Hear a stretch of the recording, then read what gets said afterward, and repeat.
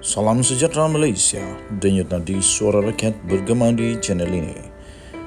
Jangan lupa tekan butang subscribe, like dan share. Malaysia kita punya, cintai Malaysiaku, kita jaga kita.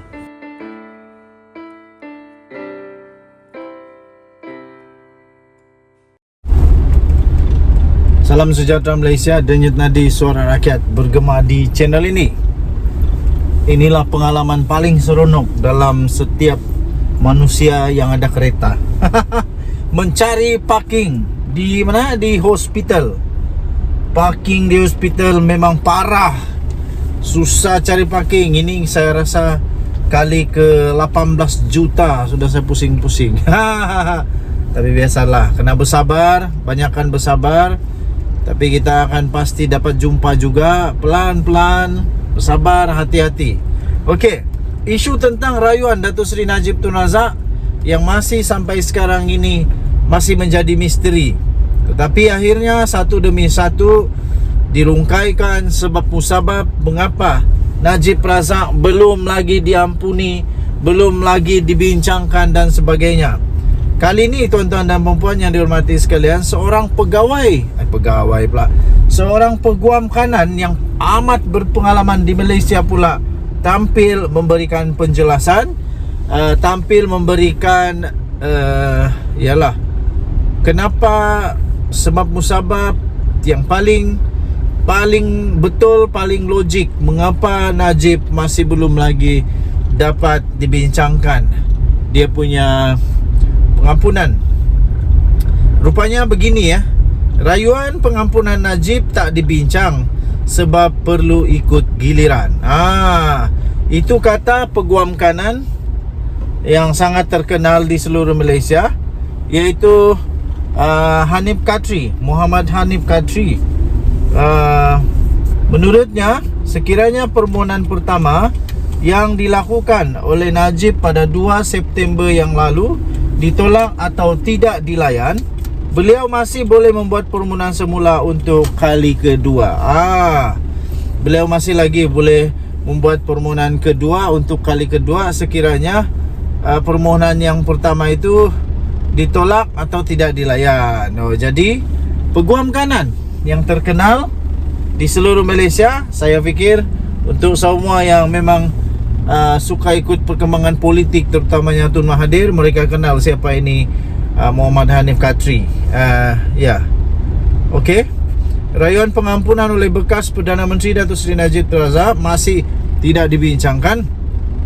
Pada persidangan ke-59, lembaga pengampunan kerana ia perlu mengikut giliran.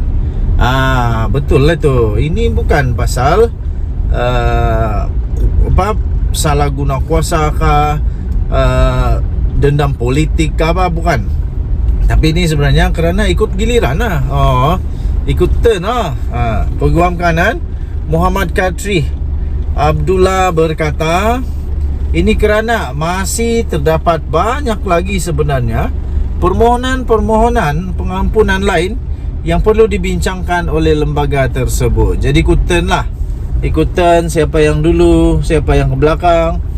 Kenyataan setiausaha lembaga pengampunan bagi wilayah Persekutuan Kuala Lumpur, Labuan dan Putrajaya, Datuk Seri Khairul Zaimi Daud berkata, dokumen Najib masih belum boleh diproses kerana atas sebab banyak lagi pengampunan lain yang sedang menanti giliran. Okey.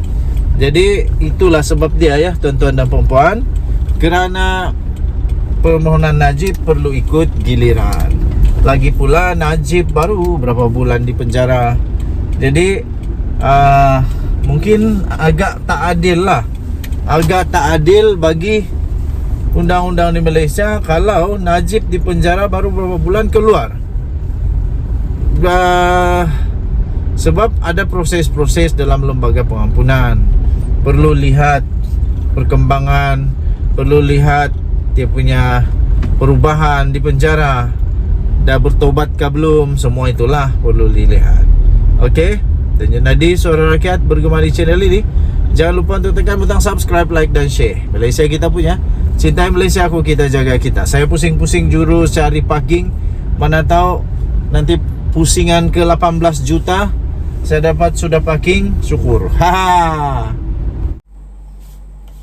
Salam sejahtera Malaysia, denyut nadi suara rakyat bergema di channel ini. Apa nak jadi? Apa nak jadi ni? Bekas polis sekarang jadi penjenayah. Wow, ini apa berlaku ni? Seorang bekas anggota polis diberkas selepas dikesan. Beliau terbabit dengan kes samun berkumpulan yang menggunakan pisau. Ketua Polis Daerah Melaka Tengah, Asisten Komisioner Christopher Patit berkata, suspek yang berusia 35 tahun itu disahkan ditahan oleh sepasukan polis dari cawangan siasatan khas D9.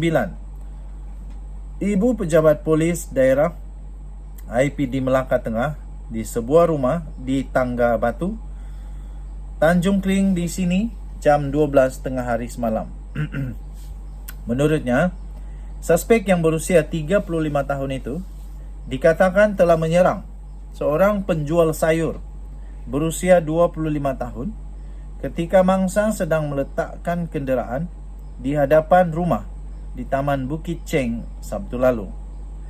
Suspek yang menunggang motosikal bersama seorang lagi rakan telah mengacukan pisau di leher mangsa dan mengarahkannya untuk menyerahkan wang serta barangan yang berharga.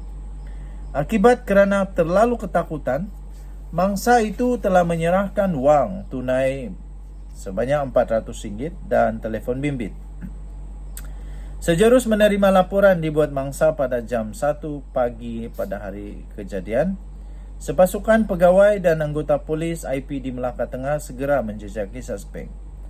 Menurutnya, suspek itu akhirnya berjaya dikesan dan ditahan di sebuah rumah di Jalan Tangga Batu oleh sepasukan pegawai polis dan anggota polis. Beliau berkata, turut dirampas juga adalah 2 beg yang mengandungi dokumen milik suspek, termasuklah kad kerja di Syarikat Kawalan Keselamatan, lesen memandu, sebutir peluru tertulis SME .38 SPL 04 serta 4 telefon bimbit pelbagai jenama. Kata kenyataan itu, hasil siasatan itu, suspek memiliki satu rekod jenayah mengikut Seksyen 86-1 Akta Polis dan masing-masing 2 kes mengikut Seksyen 12-2 dan 15-1-A Akta Dadah Berbahaya 1952 katanya. Beliau berkata, hasil siasatan awal, suspek mengaku peluru itu miliknya dan disimpan beliau selepas ditamatkan perkhidmatan polis di Raja Malaysia pada tahun 2016 yang lalu. Katanya polis juga sedang giat untuk mengesan seorang lagi rakan suspek yang masih bebas. Susulan daripada itu, suspek itu direman selama 7 hari bermula pada hari ini dan polis mendapat kebenaran Magistrate Sarda Shenha Muhammad Sulaiman. Denyut nadi suara rakyat bergema di channel ini. Tak tahu kenapa apa sebenarnya yang terjadi sehingga beliau yang seorang bekas polis tergamak menjadi ahli penjenayah pula sekarang. Saya fikir ini mungkin berlaku kerana cara hidupnya yang mungkin terlibat dengan apa-apa yang tak baik, ataupun beliau sedang tertekan dengan keadaan, tak ada duit dan sebagainya. Tapi salah tetap salah, jenayah tetap jenayah. Orang-orang yang bahaya macam begini patut segera untuk dipenjara, kerana kalau tak dipenjara boleh buat lagi susah. Denyut nadi suara rakyat bergema di channel ini. Bye bye.